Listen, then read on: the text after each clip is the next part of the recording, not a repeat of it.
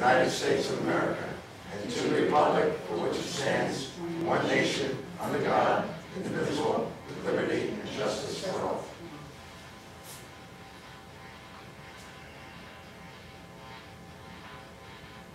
Thank you very much.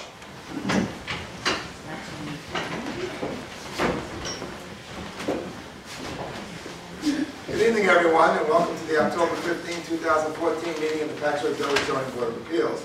First application will be an adjourned application.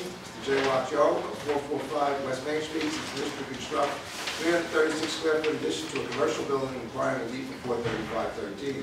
Applicant wishes to extend commercial parking area 20 feet into a more restrictive A residential zone for the purpose of providing additional parking. Applicant also requires relief 43531A, 23 parking spaces required, 10 parking spaces proposed. Subject premises located in the D2 and the A residential zone. Is Mr. Joo here or a representative thereof? No. Please come on up, sir. Great. Mr. Joo, the last time you were here, we asked for additional information, namely the deeds. You have that submitted. Are we receiving that for counseling?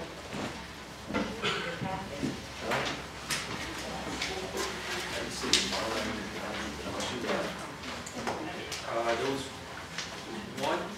Did you give us two, or?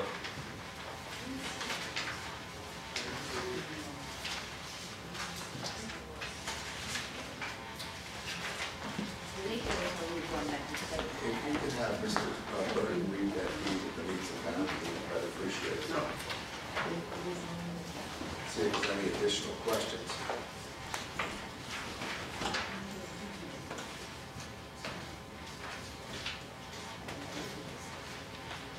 Yeah. Mr. Joo, there are two parcels involved here, correct? Yeah. One, the main parcel. The other is a small, little piece. Do you have a deed for that separate little piece? No, this cuts it out. That cuts it out? This cuts it out. Okay, then where does it include? Where is there another deed? It's not it. That piece is not his. It's not in his deed. This is the deed that he owns. So are we seeking a variance on a piece of land? No. Remember with the building next door? Right. That's out of this deed. That's out. No. He's talking. I think there's one on the south, and then there's a parcel to the north. Well, this is two tax map lots. Do they correspond to the two lots? 10 and 11. Yeah. We have the. This is 10 and 11. Where's the survey? It goes 235, and it was back 100. It was down 100. And over 40, and down 114, and back out 63. We have the survey on this. Carol? Yes, everybody looks. It's this little bit at the end we're talking about, right? Charlie? This is what it looks like. This is what Charlie told me. This little cutout Yes, right here. yes. That's right. So all Charlie is saying that this This is comes exactly down. what we needed, right? Because it shows that this really was This is legitimate not right. cutout and belongs to somebody else. Okay. It's nothing to do with this application, Very good. right? Right, this deed that he has is the two lots, 10 and 11. It looks like this, which is what that is. Okay.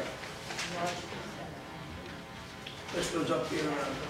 So the neighbor to the east, The neighbor doesn't want this one. 235, 100. There are two lots, Charlie, right? Yeah. 100.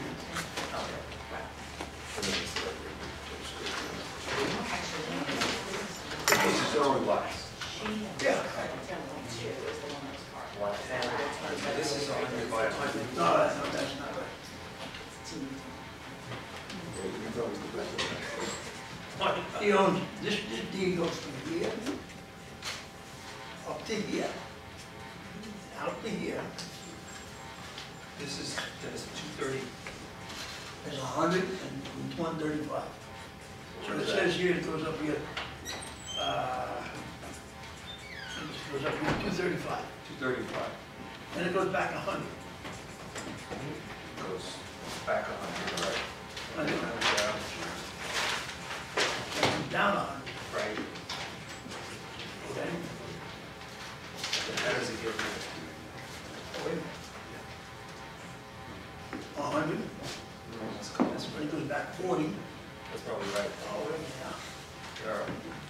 Then it goes back, See, and it comes across 100. And here's the 60. yeah. All right, so 40, Well, that's 63. 40, so then there should be another 114, 43. Here it Well, is, so 48. yeah, 114.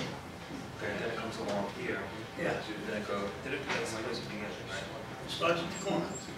Right up there. Okay, so this one deed covers both lots.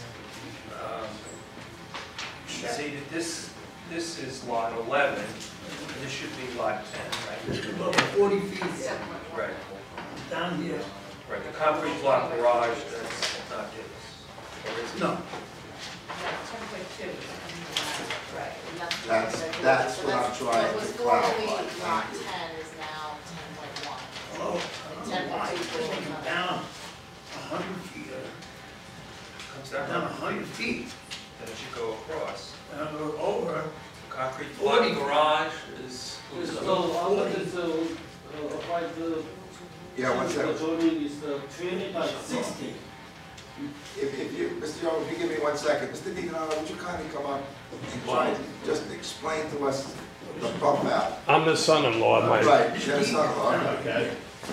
Yes, I know. There's a 20 by 40 piece of that, And comes down. The 20? 20 by 40 piece of that back lot that belongs to my in-laws, That's not. which is the building, the garage is built on a block. Okay, so he doesn't have a square piece in his backyard. Right. So, no, the This concrete deed block includes garage this is piece. yours? My father-in-law's, right. So Okay. I would, And This 20, deed includes this back of the Right, block. right. Wow. It does. 20 feet deep and 40 feet long We need another deed. is a separate lot that they paid him for, that they have a separate tax bill on. Do you know when that was? I think my Oh, do you have mother-in-law, that? She had Oh, it one last meeting. I think my mother-in-law gave you a copy of This is everything. 93? Okay, that clarifies a lot now. Yeah, no, this deed, I know, You that, wanna see That's it? that includes that garage. Right, Includes the garage. I know, but they have a But they- separate, We got you another have a deed. deed?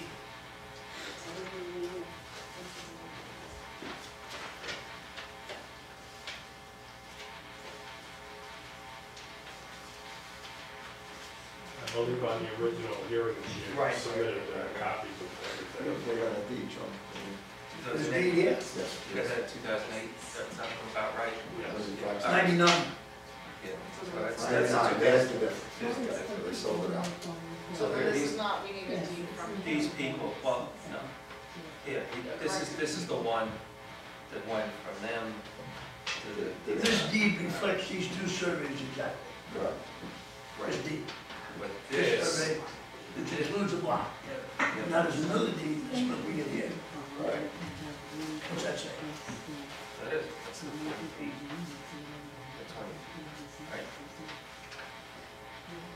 40 So, by Mr. 20. Young, there 20 was by a- 40, yeah, There was an additional deed, right. and we're in receipt of that now.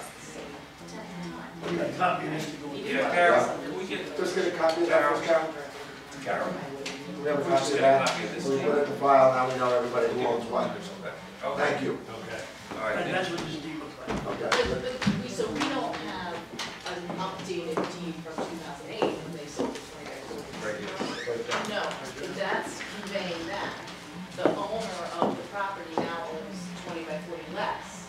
And at the time that they've done the conversion of the not going to fit into the village of the village, they should have a deed reflecting that. He should have a deed with that same date on it. That's his property description minus that 20 by 40. How about that? Not necessarily, not necessarily.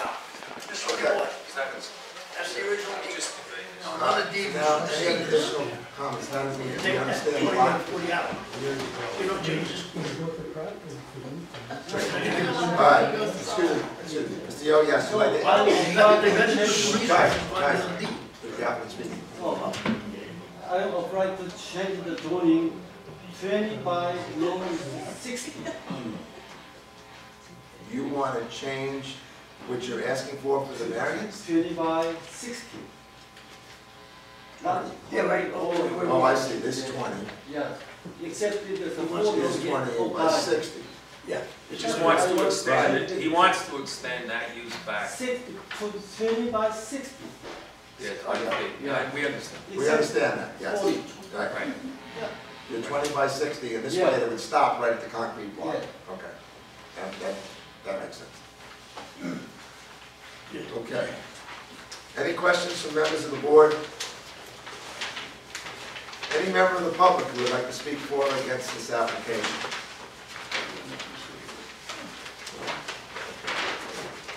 Councilor, anything else? No, that's, Okay, you guys good? All right, I'll take a motion on the application. Mr. Kerns. Motion, Mr. Chairman, we close the application for Trinkwalk decision calendar. Motion made by Mr. Kerns to close the application for the decision calendar, seconded by Mr. Chaval. All in favor? Aye. None opposed? So carried. Thank you very much, Mr. Hill. Thank you.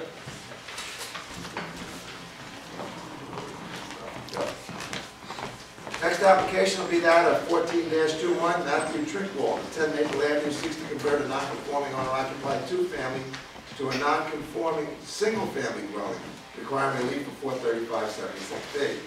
Subject premise located in D3 business zone. Thank you. Thank you. Is Mr. Trinkwalk the representative? Please, come on up. If you could give your certificates of mailing to Carol.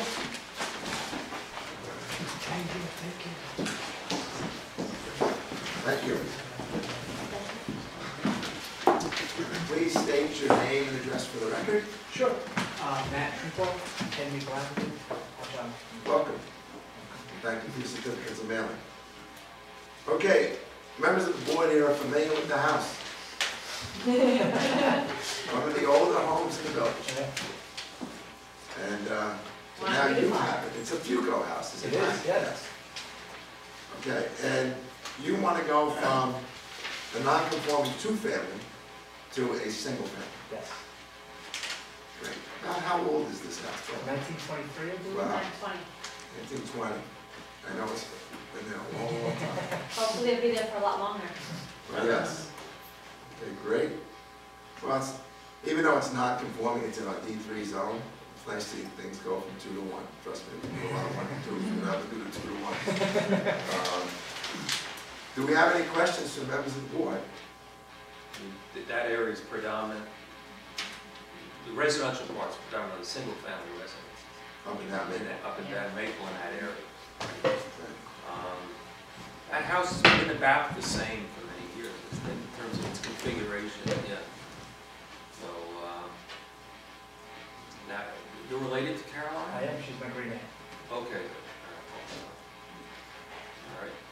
Great. Any questions from members of the board? Any member of the public who would like to speak for or against this application? I didn't think there'd be a lot of that. Big controversial house. Yeah, Very right. controversial. Okay. Members of the board, Councilor? No further questions? I'll take a motion on the application, please.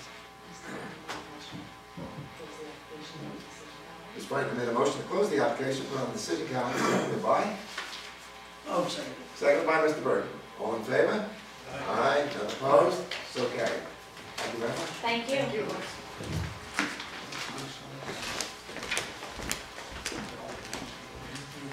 The next application is just housekeeping, 14-19 G-Men of 971 Broadway Realty LLC, 38 Oak Street, seeks to open a optometrist office, Sachem Eye Care, requiring a special permit to health-related care services, 435-2085.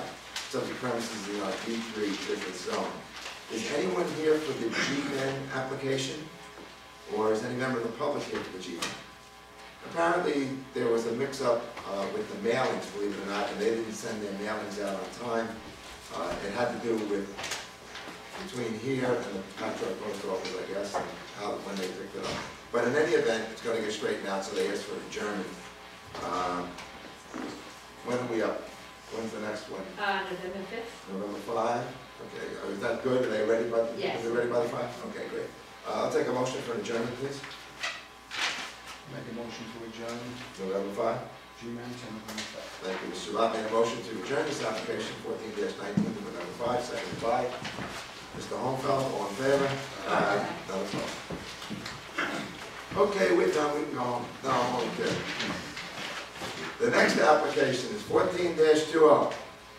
FOFO's Toys, Tim Lorito, 911 Railroad Avenue, seeks permission to renew special permit for a nightclub cabaret use pursuant to 435.A1. Subject premises are located in the D3 business zone.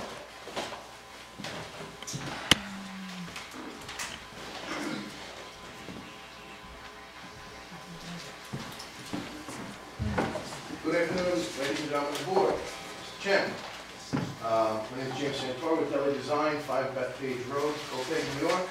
Welcome. Here with the applicant, Tim Lorito. And we're seeking to renew his special permit for his nightclub cabaret. Could we just stop right there? This special permit was given to what? Great Macedonian? Yeah, that's what we're trying to figure out. How did FOFO? Great Macedonian is the landlord's corporation, I believe. And FOFO is my client's corporation, so I guess at some point, the original one was put under his corporation. Yeah, Great Macedonian LLC, that's the one we, Well, our determination was South Shore Catering and Events. that's right. Man, South Shore Catering, that's another one. How are you related to that? It's a parent company. We bought FOFO Toys from Great Macedonia, which was the landlord's corporation. Why isn't South Shore Catering renewing? Put in the application. When we came, I guess, to this hearing prior to the purchase of it, we had our own corporation. We were going to take over that facility. We winded up buying his corporation due to the state liquor license laws. So we actually inherited his corporation through a purchase. So you The corporation that was existing there when it was a catering hall was was FOFO Toys. So the liquor license is in FOFO Toys. it's in FOFO Toys. The liquor license? Yeah, it's the original, it's the same license that was in that building. Can you provide us a copy of that license? Sure, I can Okay. get it. Sure, absolutely. And moving forward, that will be the corporate name for... Is FOFO Toys. Yes, yeah. Okay, That's so, the corporate name. and what happened to South Shore Catering and Events? We didn't use that corporation for this particular venture, because we purchased his corporation, was existing. He was operating under FOFO Toys there. Yeah, please ask. I'm sorry, Mr. Chairman, was that particular corporation dissolved? No, No, okay, South Shore Catering still. it exists, but it has no ties or nothing to do with what the current operation is at this location? As far as the liquor license, no.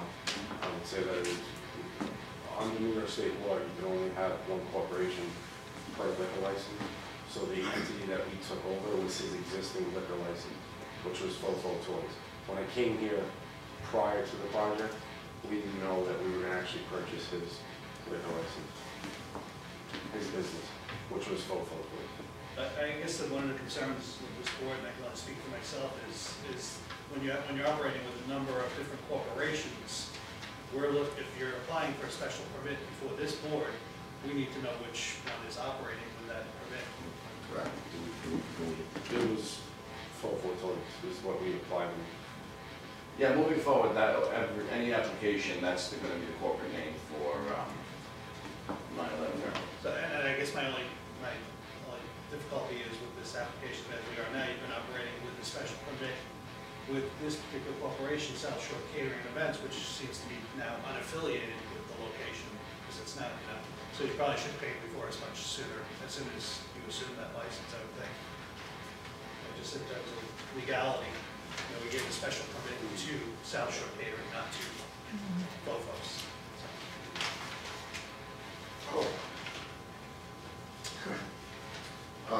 Members of the board, councilor, members of the public, applicant, I just realized, I said, my name's not on any of these documents, and I'm saying, why? my family owns a piece of property within 200 feet from there. The notices don't come to my home, they go to my brother's office. So I would imagine that I must have to recuse on this application, so for that I apologize. I get it, but there was no vote, so I guess we're okay. Who did chair last time? I think it was Mr. Homfeld. Yeah. Boy, aren't you lucky? So, Mr. Homfeld, you'd be so kind. Thanks.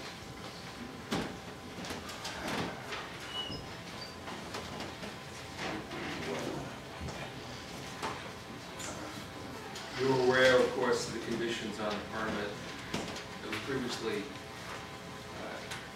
issued by this board. Yes. And including the 2-year limitation.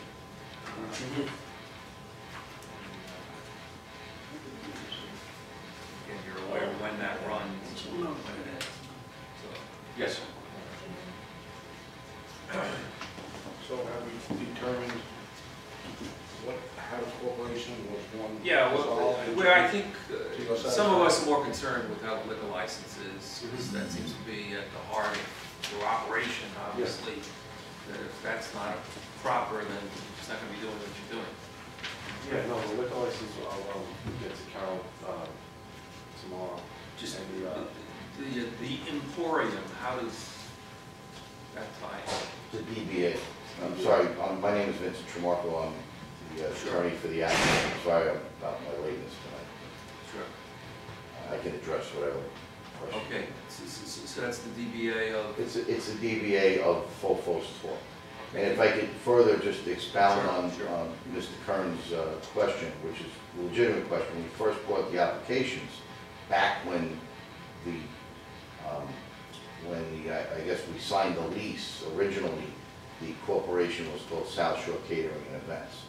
And when we realized that the operator had a corporation that was already in existence, operating a clean corporation, it was advantageous for us to take that over and apply for the liquor license under that. What we should have done, and you're correct, was modify the application before we went in. Because we had probably made the decision and we just didn't change the name of the application. So that should have been done. I don't think it's a big deal to do it going forward, but you're absolutely correct. The name on the original application should have been changed to FOFO's Tour. Originally, the lease was signed under South Shore Catering and Events, and then eventually it was transferred to the landlord, and I guess we got caught up in all the other FOFO's after the original lease. Okay, so we did have a hearing on the South Shore Catering, and we didn't change it. Our mistake was not coming back to you and changing the corporate name on it. And you'll give us a copy of the DBA. Absolutely, and we can show that. Just additionally as well, I mean, I'm looking just through the old permit that we did issue to you, sort of special license and, or special permit, excuse me, but it also included bowling alley back, I guess, in the day when I know it was initially brought in, but then you also made changes on that right away, realizing for whatever reasons, business-wise, it wasn't working out.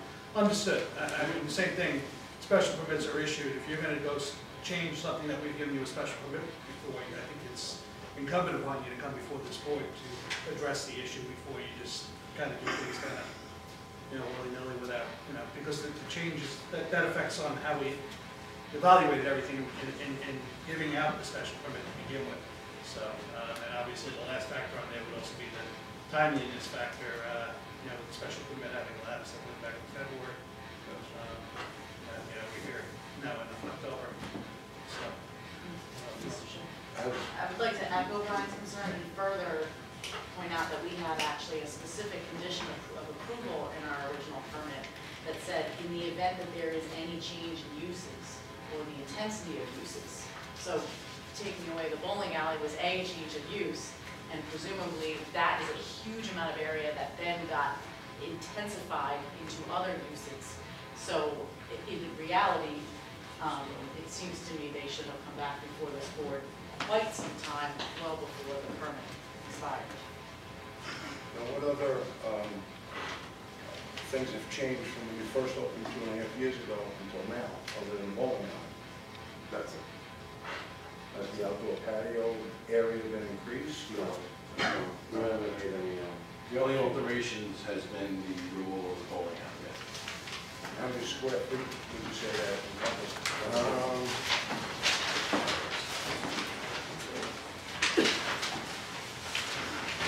A lot of that area was converted to storage because it was necessary. The bowling alley took up a massive amount of space just for the lanes, and we didn't have room for storing tables and various apparatus we need to operate the business. I don't have a, apologize for not having a scale. Yeah, it's, I would say roughly maybe 600 to 800 square feet. And it has been converted to a stage. So if you go and you look, it's a stage area that's generally not occupied by people other than a band or something like that. Was it at one point also a VIP area, I guess, for additional? for a short period of time it was, and then that was removed to be a stage. Okay. And I also remember seeing on plans that had bridal suites. Have you ever had weddings? Four weddings. You have had 4 weddings and bridal suites or rooms are still being used for just that? Absolutely. 67 bar mitzvahs and 130 sweet 16. And then actually with our busiest season this year with weddings, we had 6 weddings. Well, the catering is being increased every year. It's a great part of the way we can use the facility, and it's very popular with Sweet 16, and becoming more popular with weddings. I guess you have to have a specialty type wedding. It's not your traditional wedding hall, but those rooms that you questioned are absolutely, they're very important in having a separate area for staging or changing, and the groups that come to entertain use them to get ready. So they're very important to the operations. And essentially the layout hasn't changed other than that space that the bowling alley is occupying. And about 50% of that space is storage now for catering. Converted to storage, yes. So it's not occupied. But the predominant use is nightclub / cabaret, right? Is that continued? Well, I think. I would like to see that the predominant use seems to be changing as every day goes by and we book more catering. Essentially, if you really think about it, the number of days of the week that it's a nightclub, cabaret, and a catering facility would probably become equal at some point. A third of our business is nightclub, considered nightclub. 35% of it to 40% would be considered music venue, which would be similar to the Paramount or the theater where you do national touring acts, whether it's country or rock. And then another third of it would, I would say about 25 to 30% would be catering. And I think why the special use permit has nightclub cabaret blaring, I don't think, I could be mistaken, but I believe catering wasn't allowed use in the D3 zone. So there really wouldn't be any need to show catering on that permit, I think. Well, in the original permit, the applicant was South Shore Catering, so. Right. And we do a significant amount of catering, but to have the nightclub nights, you need obviously the cabaret permit. Yes, Ms. White. I was gonna ask a question about the uses, but just to maybe get a clarification here. I recall, and forgive me if I'm incorrect, the original application was coming before needing a special exception use permit because it was a different combination of uses. And there was a gentleman here from that very high-end restaurant group who had proposed to us that there was going to be, that this was actually going to be, I think, close to a third high-end restaurant. And actually the original floor plan that we had when we approved the special exception use permit in the sunken floor area had actually all tables for seating. And I do remember there being quite a bit of debate about whether or not there was going to be live music. And it was something that was sort of shied away from in the original application. So now 30% of the business, which we all know that's true as well since we live here, is live music. It's a different combination. It still is a pretty serious combination of uses to have live music, to have catering, to have nightclub. There's a lot of things going on here, right? So that would be still the same reason that we would be looking at the special exception use permit. If I can speak to that, I don't believe that the tables and chairs that were shown in that sunken floor area were part of the restaurant use or the proposed restaurant use. I think there's a maximum of 150 seats, and I believe that we pretty much filled that out in the center dining area there. So those tables and chairs were more for, I think, the catering. I think what Ms. Feitner is just getting at, when your original application for the special permit came before us, you had another individual here at a couple of restaurants on Route 110, it was going to be high-end possibility sushi, showing what the other affiliations were, and that there was a definitive focus on this also being a higher-end dining experience possibility. That's all. And I think it's a matter of... And to answer your question, we evolved. I think every venue in Patchogue itself on Main Street is evolving.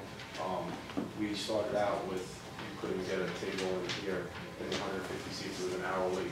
And I think with all these types of venues and all restaurants in a whole, you go through different times where you're extremely popular and, then you're just, the same place that they've gone to for 2 years. So I think with the restaurant, we've had a very successful operation there. As an operator, we tend to decide to sort of concentrate the food on the catering part, because economically, it was hard for us to compete what was transforming on Main Street. When I opened up, there wasn't maybe 3 or 4 of those places that had just recently opened up there, they weren't there. So the competition for us as a restaurant got a little bit more difficult. And the partner that you're referring to, just so everyone gives some understanding about that, he had to bow out of the deal just because of financial restrictions that he ran into on one of his other projects. I think the point is that when that had happened, that would have been the appropriate time to submit correspondence to this board to awareness of the books. But again, I think that's what we're going for, is just moving forward. Should we continue I'm not saying one way or the other, because we haven't obviously discussed it. But hearing the application is just something, close communication with the board that holds, the ability to stay open is something I think you want to certainly consider. And the other thing is just a question regarding dining, like a la carte dining. Is it at all anymore? Or it is. So you typically are open for business? Yeah, we utilize the kitchen every Friday and Saturday, but we've shrunken the menu so it's more economical. I understand. I get that. So so what are the hours of operation of your restaurant business at this time? Currently on Fridays and Saturdays we open I'd say about 7 o'clock, 8 o'clock. At Saturday it would be 9. I think Friday is a little bit earlier. It would be around 7. So it's just Friday and Saturday nights? And then no special, lunch or anything? we don't open up for lunch ever. And for special events, if we have an event, we open the kitchen. When I say open the kitchen, we have 3 different menus. We have a short menu, small plate menu, and a large plate menu, depending on the crowd and the age of the crowd.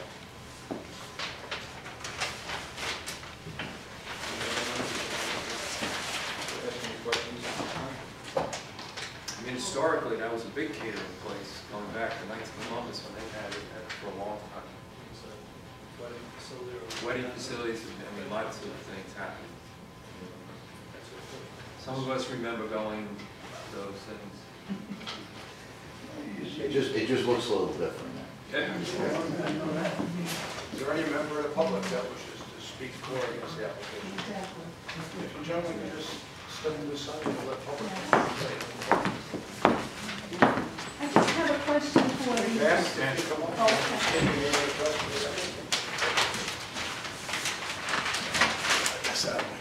I just would like to know if the name on the certificate. You get a name, you have, we give you your name. My name is Michael McGill. I live at 53 Rialto Way, right down the block right off Railroad Avenue by the corner. So I would be curious to know if the name on the certificate of authority is the same name on the liquor license. Correct. It is? So it's Froyo LLC? FOFO. FOFO Toys? In New York State, your certificate of authority, your health permit, and your liquor license are all the same corporation. Well, no, they're not always the same. If by law, they have to. Well, I used to enforce the tax laws for businesses, and sometimes the liquor license was a different name. But to hold a liquor license in New York State, your certificate of authority needs to be the same as your. Okay. The answer is yes. And so it's on display? All our permits. So, Okay. Anyone else wish to speak? Yes, ma'am.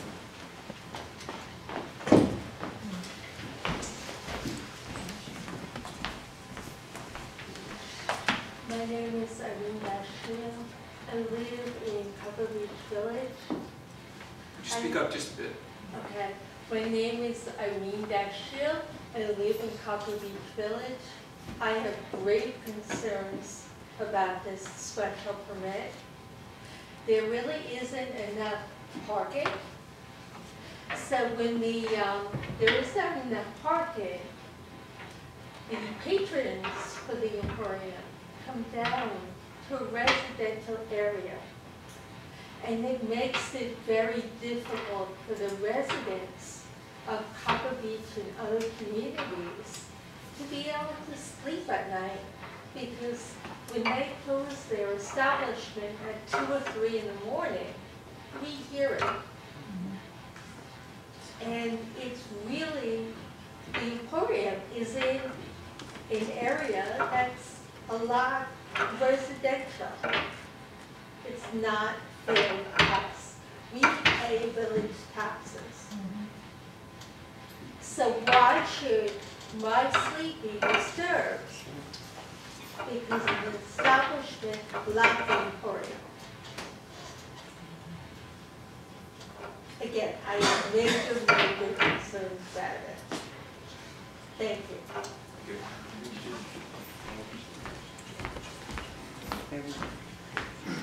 Yes, ma'am.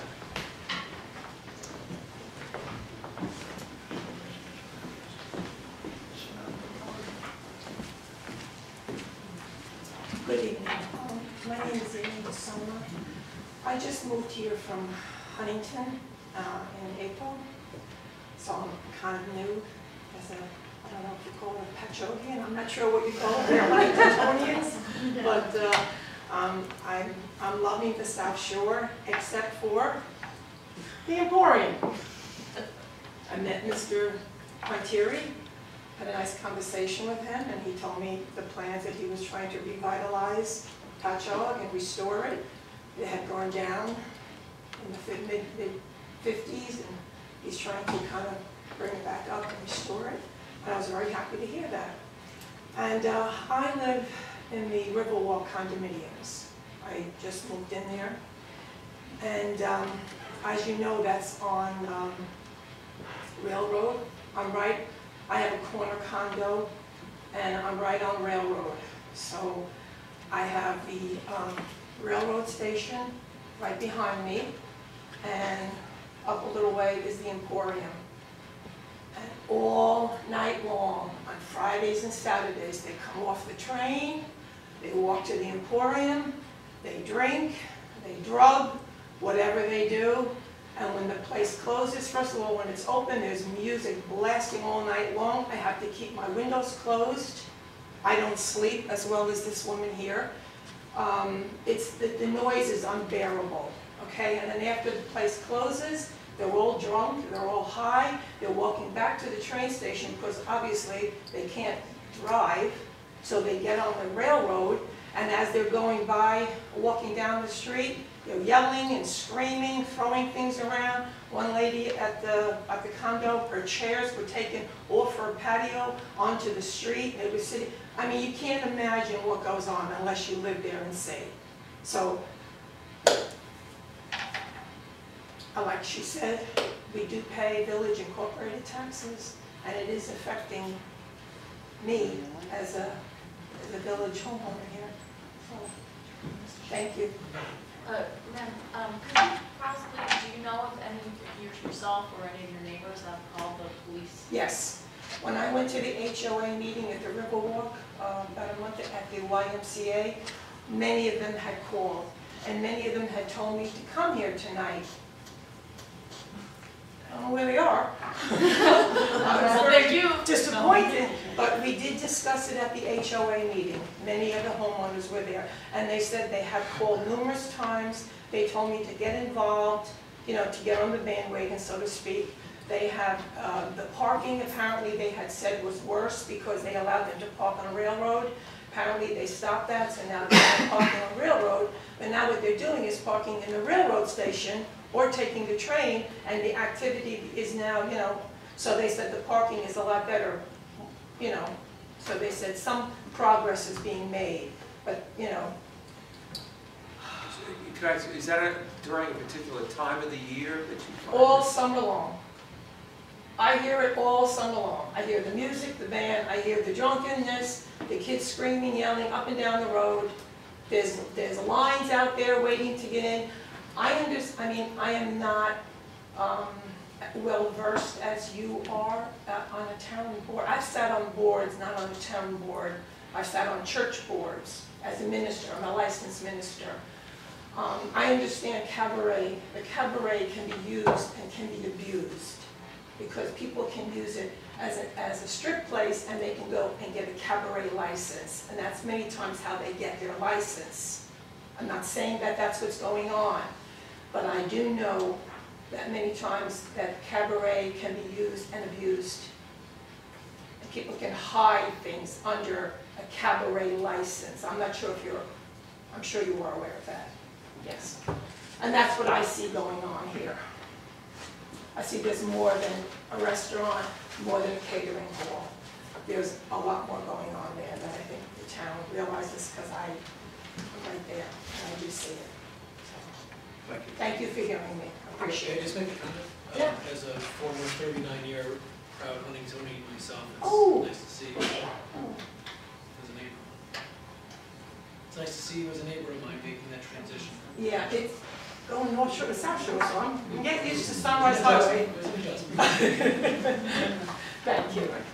Carol, would it be possible if we get a copy of the complaints of balls and code enforcement at this location, since just so we can take a look at? Yes, sir.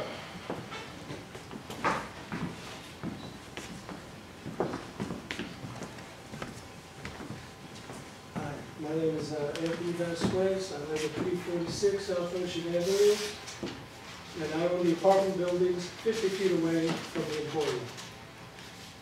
And it is a nightmare. Which one's on? Church or? Church Street, yes, Church and Railroad. Those are my apartment buildings. I've had those apartment buildings now for over 13 years. And I work on them every day. We try to get the best tenants we can. And it's not easy with the Emporium next door. Tell me. I've already had 3 tenants move out because of the noise. The noise is humongous in the summertime out of the patio. It's really big. The people, their client, they, in the nighttime, and I've even heard it, because I'm a trailer driver, and I go there at 1 o'clock in the morning to check my apartment buildings before I go out on the road. And at that time, it's not too much, but a couple of times, it was crazy. Because I go out on Tuesdays, Thursdays, Fridays, I'm out on the road. And you can't imagine what these people do behind my apartment buildings. I mean, and my tenants are witnesses to this. The actions that these people take. And the, you know, the bottles and the beer cans and everything. Yes, they have sent their personnel, you know, to my buildings to clean up, which is great. I appreciate that. That's wonderful. But it's still not enough. I had law enforcement ready to come over there. I've had my tenants witness 2 very serious fights right in front of my doors, my building doors, where the police actually came and arrested these people. It didn't happen much, it only happened a couple of times, but it happened. We don't need that. You know, I don't begrudge these people for having a business. I mean, what the heck, you know, people have to make a living. But this organization, this entity of theirs, I feel is too big, the size is too much for the area that we have in Patchogue, for that little area that we have. It's just too much, too many people. And they can't hire enough people to try to maintain it. We just can't do it, you know, it's illogical. So, you know, I try to help my tenants, you know, my tenants tell me, you know, that they stay up till 2, 3 o'clock in the morning sometimes, not all the time. You know, good many times, they don't, you know, Mondays, Tuesdays, nothing. But come Thursday, Friday, Saturday. Saturday sometimes there's nothing either. I don't even see the place open some Saturdays, but when they are open, it's death. You know, I mean, these people, they go nuts. Like the lady was saying, you know, they walk all over the place. They're crazy. They drunk, they fall on the floor. I've seen them myself because I'm out there about 2 o'clock in the morning. You know, because I travel, I always check my buildings every single day because I care for my tenants. You know, I watch them and they appreciate that. I have tenants that have been living in my building now for over 26, 27 years and they love it there. I treat them good, they take care of me. So, you know, I just want you to be aware, you know, you're giving these people a permit, you know, hey, that's up to you. You know, that's your responsibility. But I just like you to know, you know, what goes on, you know. And they can't do everything, you know, as business owners, but there has to be more responsibility, I feel. Thank you. Thank you. Thank you. Mr. Vasquez, what's your address? What address are you at? My home address? No, the address of your The apartment. buildings, I have 35 Railroad Avenue and 45 Church Street. You're on the east side of the, okay. You're Yeah. on the east side of, just north of the church. Yes, exactly. Yeah, I have the corner building. I have What's one the building parking on lot side, and one the building entrance? next. Okay, thank you so much. Any other members of the public to speak on this application?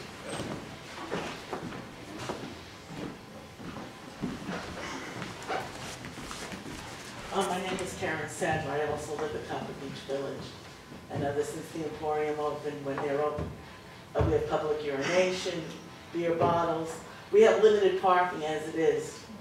And they come in and park. I've seen them come in and park, and I follow. They go right and walk over to the Emporium and park in our parking areas. So these issues can be associated with that location? Because there are a lot of places in the village that have. No, they go to the, I've seen them, because I watched, I walked out, I looked to see where they were going. And also, same thing, late at night, they're cursing, 2, 3 o'clock in the morning. It's unbelievable.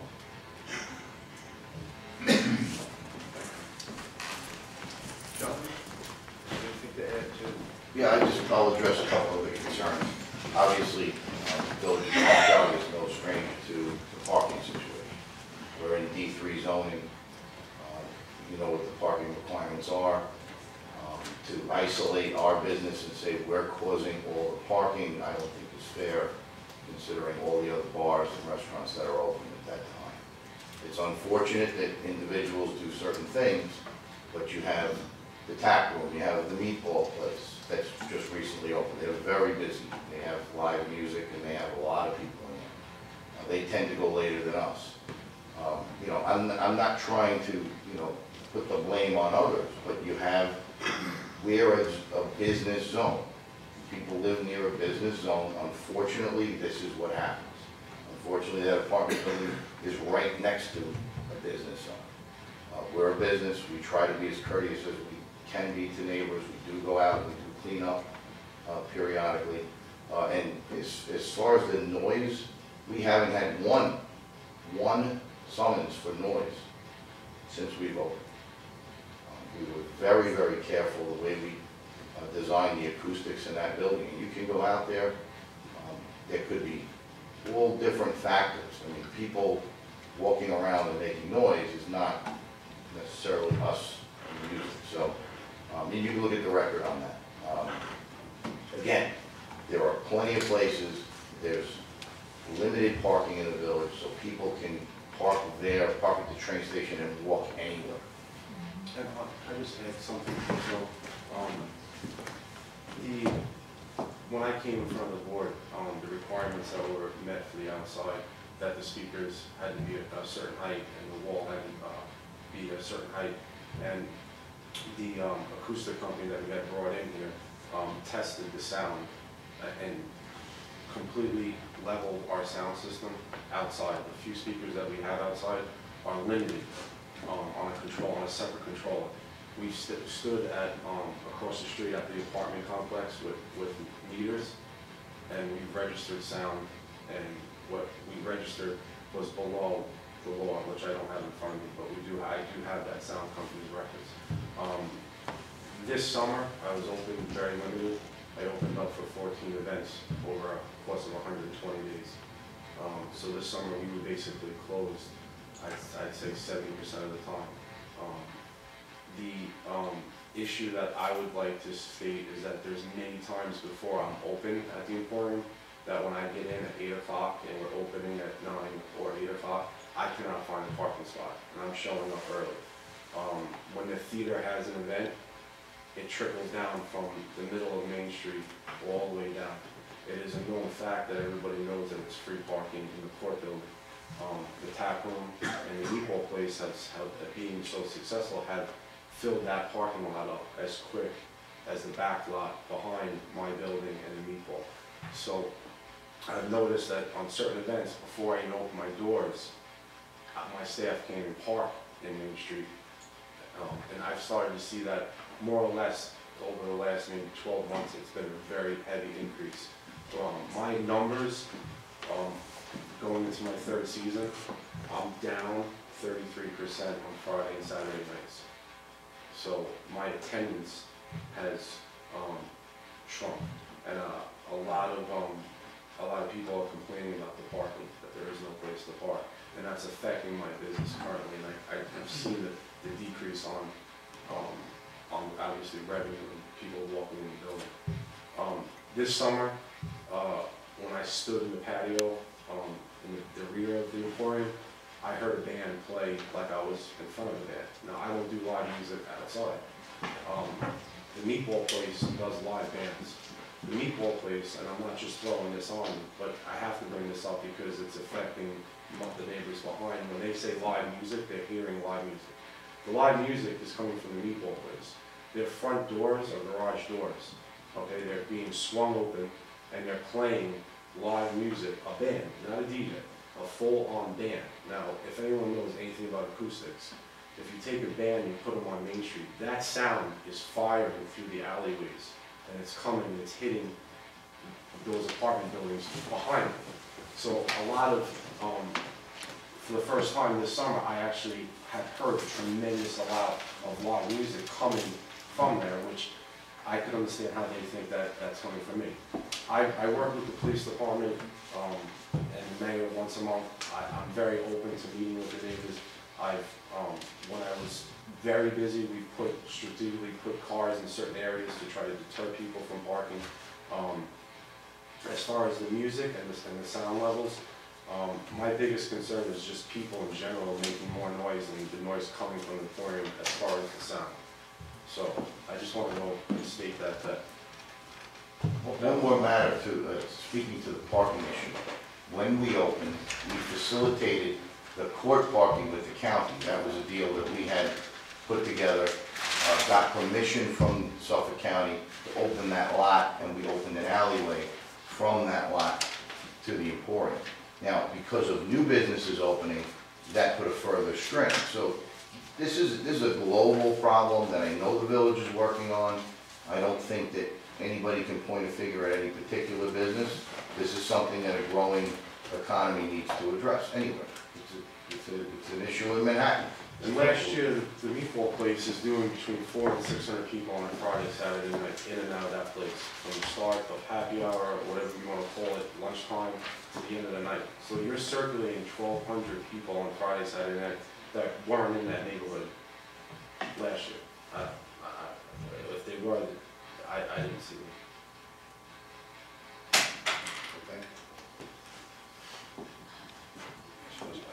Just some of our conditions, well, one of our conditions is that you comply with all the approvals, requirements, conditions, and restrictions of other boards and agencies within the village. Maybe we ought to just get, can the planning board tell us something about if they've done everything the planning board wants to do, or? I can pull that up and talk to Mr. Rock. Maybe talk to Mr. Rock or something like that, and also perhaps just to address some of the issues of the people in the audience, if maybe get somebody from code enforcement or building department just to give an assessment. And it looks like he has been working with other, you said, meeting with the mayor, did you say? I meet with the mayor, and I try to meet him within quarterly, and I meet with code at least every month. You know, they have some strict guidelines that I follow. Police department. Okay. As far as police violations, anytime for the last 2.5 years that I've been there, I've never had a police car pull up and say that we're getting 911 calls about sound coming out of the building. If it's people on the street, that's one thing. If there's people walking, but as far as the sound, we've been dead on as far as reading the sound level that's coming out of the building. It was the planning board's concern from the day that we met that they didn't want a repeated double deck. And Peter Sarich had put me through the wind with making sure that the place is acoustically closed. We have a rolling garage door outside that we have a bar. We do not open that ever during the summer because we do not want that sound illuminating out of that building. Because it's that sound we cannot control. The outside sound I can control.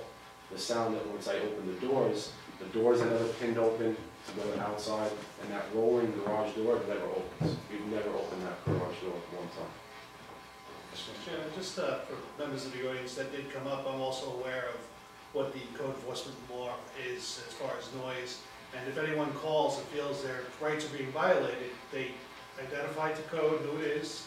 They will go out there with a decibel meter reading. If it's above a certain level, they will go to the place and give them a warning. They'll come back to you and measure from where you're saying it's above decibels. And if they are at that point still above that decibel level, they will issue a ticket. So, I mean, I know it's fairly well enforced. A number of businesses have received them. I'm taking these men for their word. They say they haven't gotten one. So certainly as to the noise issue, that is one, I think, things, you know, the only thing you can do is to file, you know, complaints when they occur. That's all. Otherwise, you know, as they're saying, it could very well be another place. We know there is an issue with parking. That's abundantly clear. Mr. Chairman, regarding public safety, I actually am a resident of Copper Beach Village, and I know public safety and code enforcement did, for the first year or so, have code enforcement officers on Gerard and also on off of Railroad, the entrance and exits on those. I know the village stopped because there was an issue with parking, and when you pull in, there was somebody with code enforcement asking you where you live, what your name is, and valid pushing your thing. I know code enforcement can't be everywhere, especially during those hours, but they used to happen. And just the other thing, Mr. Chairman, I know other members, businesses in this community that deal with parking issues where they specifically become a problem. I'm familiar with Double Deck, that they actually have security that they hire on their own dime, and they make sure they go into, let's say, in Copper Beach or down there, it's other condominiums, but they park themselves and make sure that the patrons of Double Deck don't go into those condominiums and park. Based off of that, Double Deck is very isolated. They're very a unique situation as they're pushed along. I'm competing with Meatball, Japanese restaurant, the Tap Room, the barbecue place that all have nightlife. they all are competing over the same thing. Those customers are parking as far away as my customers would be too, because they're in the same thing. There's people that would go to those venues and then come to me, or go to my venue and then come to them. And that's the same customer that goes to Public House and Perivale. They're parking all here, and Main Street has become a very upcoming place to attend all these places and be able to jump around. So I'm noticing that when the Tri-Tech project just finished, it alleviated some stress. But as that Tri-Tech project was going, and it just obviously just finished recently, there was a tremendous amount of stress on my back parking lot. And my crowd seems to get there latest, and they had nowhere to go. They had absolutely nowhere to go.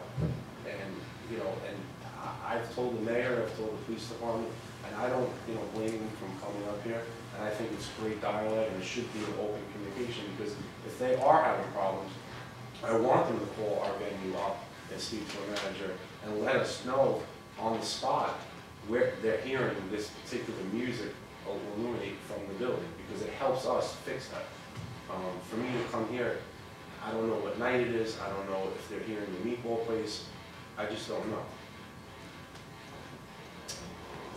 Trying to work with the community and resolve some of the issues.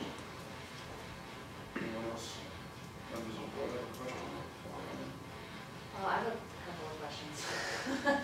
I mean, the one thing is we're going to have to consider the full criteria of the special exception use permit when we decide whether or not to renew this, which is rather lengthy in our code, and I'm not sure if the applicant has had a chance to address. Right, yeah, I think we're gonna have to adjourn this, just to, under our 435-66C, the standard conditions for special permits, perhaps if we adjourn these, maybe the next meeting, can just comment on them, okay? Sure. And you have to provide us with the DBA certificate and also the liquor license, and we're waiting, I think, for some, perhaps some input, And just code enforcement. two things in relation to us considering the special criteria use permit, but I just want to kind of, if they're going to adjourn this and then have a chance to provide some additional information which might be helpful to the board. One, there's this whole situation with this street being changed to one way, and there's a lot of rumor and conjecture about how or why that happened, and if it was directly related to you or not. It's, I've heard that the police had asked or something for you guys to have one way for loading and unloading, but certainly the impact that changing that street to one way had on residents of the South Village and on some Main Street businesses, some of which have gone out of business and have claims of that was a result of now having that one-way situation there. I think it would just be a good idea for the board to have some sort of information, because if we've got to look at all the special permit criteria, and if we have to consider some additional impacts related to other things, that certainly has been an impact, and we certainly would just like to, you don't have to answer now. I'll make a but comment. if you're going to As come. far as all the signal changes that I've noticed on Main Street with No, the lights. one-way street on. No, there's been a lot of changes on Main Street with lighting, including Railroad Avenue and the one-way. I had no idea who in transportation or the mayor's office or the police department, I had no idea how that became one-way. It wasn't our suggestion. I think it might have come from the police department. I have to say one of the biggest safety issues on Railroad Avenue is the buses speeding up and down Railroad Avenue. So it has nothing to do with this, but in terms of that issue with Railroad, that is a very big concern that I have. I would like to comment though and say that since it's been one way, I have seen fewer accidents or fewer situations with pedestrians walking, because even for Live After 5, I've seen it being very much easier accessible for patients to walk down and safer.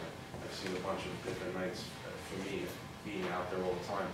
It being one way, I've seen it flow easier as far as pedestrians walking and the safety of people, and all the safety walks that they put in. To me, it's seen a lot more curving. I've seen it be a lot safer. And the other thing, I just wanted to submit some information on this. Weren't there some issues with the ambulance company?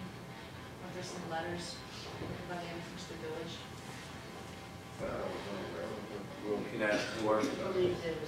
You know, so I think if there's anything that's been submitted, you know, to the village by the ambulance company or by, you know, by any, you know, other type of law enforcement or public service agency that's having some difficulties, we just need to make sure that, you know, the information is submitted to the board, and then if there are mitigating actions that you wish to take or address or whatever, that is all, you know, together in the package. Now, we're looking to adjourn this, but November 5th is coming around full quickly. And then that takes us November to, 19th is pretty cool. excuse me. Well, November 19th is going to be an issue for me, I might be out of town on the 19th. Dealing might be a short straw. Maybe we'll go into December, the first meeting into December, the 3rd. How does that meeting start? I don't think, yeah. We're going to have a problem pushing it to December 3rd, because we got a lot of information. There's a lot of information.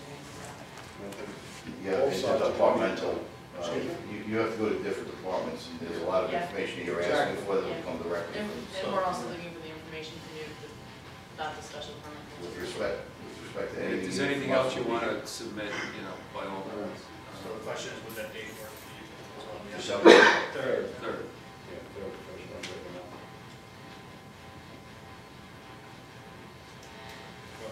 Right now, I'm sorry, right now you're looking for your liquor license, the certificate of authority, and the DBA for the FOFO toys and Emporium, right? Is there anything else we can?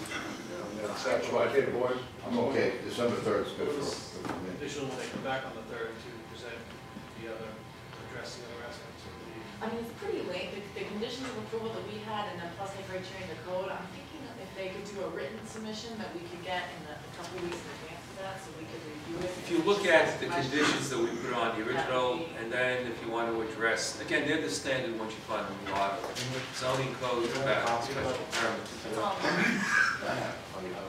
your attorney should know that. What, just one other question, what kind of security do you have? It's your own people? Or? Private security firm. Oh, you have a private security firm? Yes, sir. That you, all right. About how many, or? On any given night, it goes from 12 to 22. 12 to 22? Okay. And, They police the exterior as well as the interior of the building. Again, on nights that are necessary, we work closely with the 5th precinct. We'll have pre-planning meetings with them, and like Tim said, once a month, the mayor's office, the police department, code enforcement, we all get together and we work on a security detail for whatever's coming up. We're pretty thorough about it. I think we're the only place that does it. Yeah.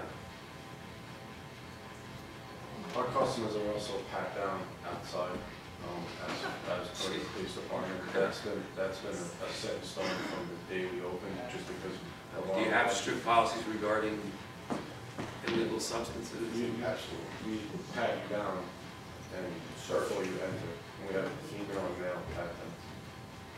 And that's been set in stone before we open, just because of our occupancy. We're also the only place that passes down and searches anyway.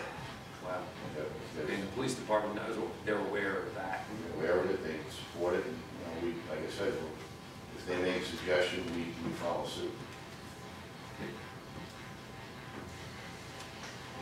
Mr. Chairman? Yes. Make a motion that we turn the application to December 3rd. Adjourn this application to December 3rd, do I need a second? A second. Is that okay? Mr. Burton? The 3rd, you said? Yeah. December 3rd is a good day, yes, thank you. Yes. Gentlemen, thank Members you. of the audience, December 3rd, we're going to adjourn. We'll pick up on this application. So if anybody else wants to come, by all means, and if you want to submit anything for the record, you're welcome to. And thank you to the applicant. Ladies and gentlemen, thank you very much. Have a great night.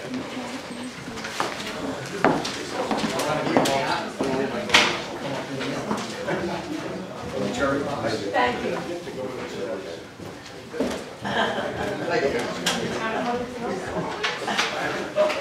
Everybody, yes, Mr. East. Motion to go into. Very recess.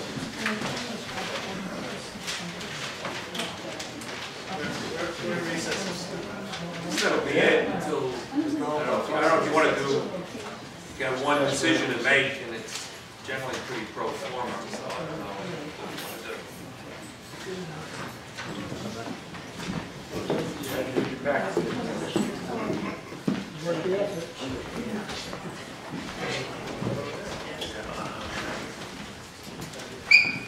Take care. Did I do good?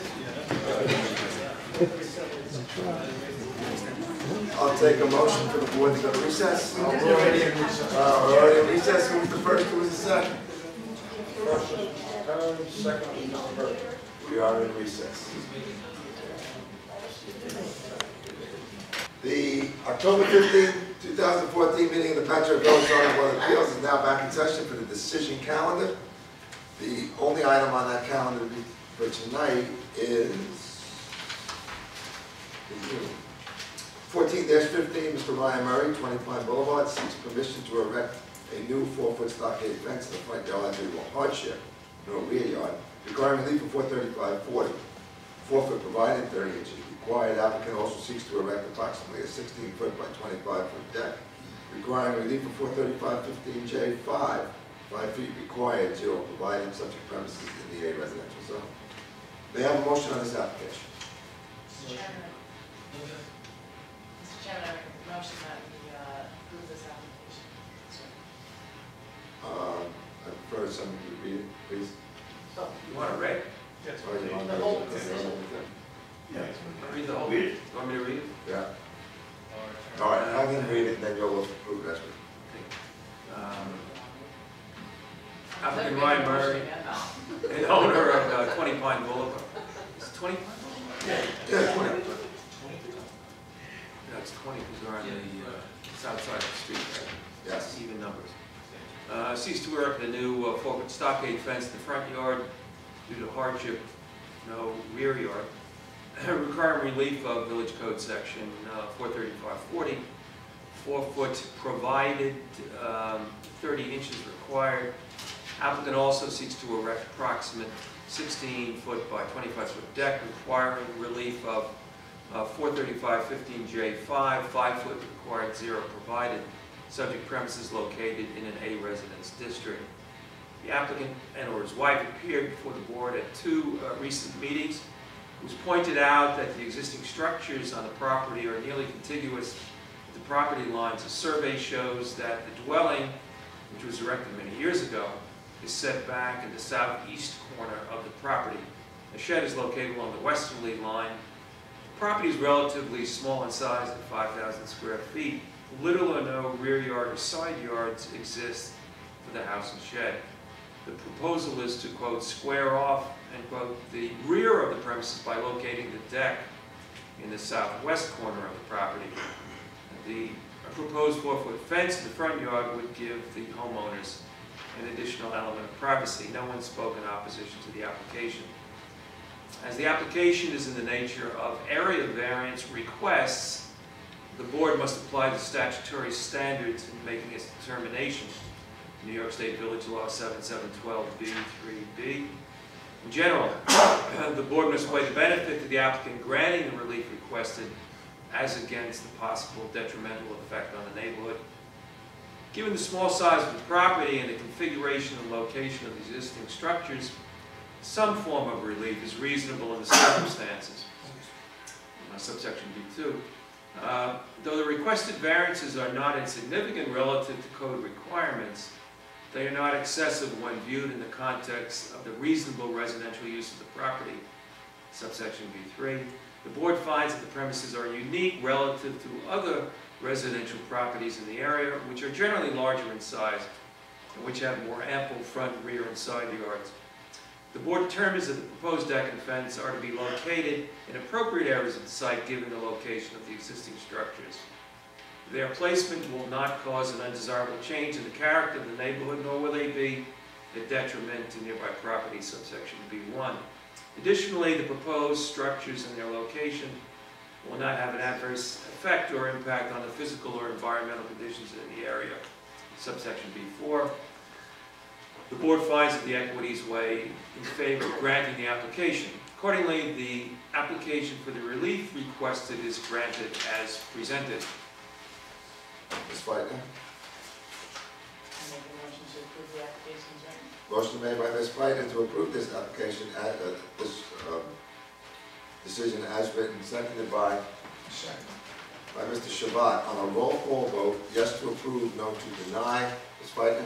Yes, to approve. Mr. Homfeld? Yes, to approve. Mr. Burton? Yes, to approve. Mr. Fuccillo, yes to approve. Mr. Kerns? Yes, to approve. Mr. Tassone? Yes, to approve. And Mr. Chaval. Yes, to approve. Motion carries unanimously. On motion on tonight's meeting? Mr. Kerns? Motion to adjourn. No, I'm not adjourning, I'm closing. Motion made by Mr. Kerns to close this evening's meeting, seconded by Mr. Burton. All in favor? Aye. We're closed.